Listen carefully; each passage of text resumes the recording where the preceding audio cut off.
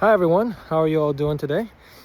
Just wanted to share this with you all, and that is Jesus says, you look at Matthew 24:14, and Jesus says that before the end comes, the gospel must be preached to the whole world for a witness unto all nations. I believe Mark uses the word, the gospel must be published before the world for a witness against them, and then the end shall come. So before the end comes, before Jesus returns, the gospel will go before the world. It will be preached to everyone. Everyone's going to have an opportunity to hear the truth.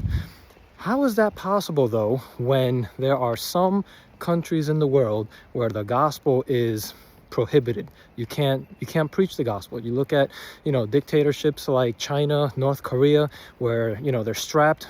Christians have to go and worship underground. You look at in the Middle East, you look at countries like Iran and other Muslim countries where the gospel, Christianity, it's hard to preach the gospel of Christ. You look at in some Spanish countries, you look at Venezuela, for instance, when Maduro was taken out of power, many pastors were released from prison because the dictatorship imprisoned them for the gospel of Christ. You look at Cuba. Cuba is almost similar. You look at Cuba and Venezuela, and the government there cracks down on Christianity.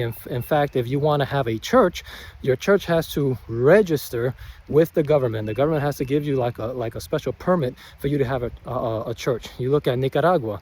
Nicaragua is another communist country, and I just saw in another news article that they banned Bibles from entering the country. So how is the gospel going to be preached in the whole world?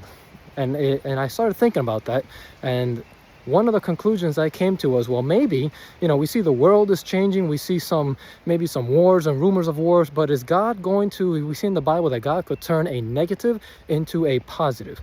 And could God allow some of these communist dictators, some of these, dictatorships and tyrants to fall for the sake of liberty and freedom to be attained, for the gospel to be preached? Or maybe could God place in the hearts of these dictatorship leaders and governments, maybe soften their hearts and allow the gospel to be preached before the end comes? I don't know. Share with me your comments. I will also put a link in the description below. Recently, by God's grace, I did a Bible prophecy series, and we studied Matthew 24, Luke 21, looked at the signs of the times before Jesus returns, looked at wars, pandemics, and the gospel. I hope you have a chance to see that, and tell me what you think in the comments below. And again, I hope you have a blessed day.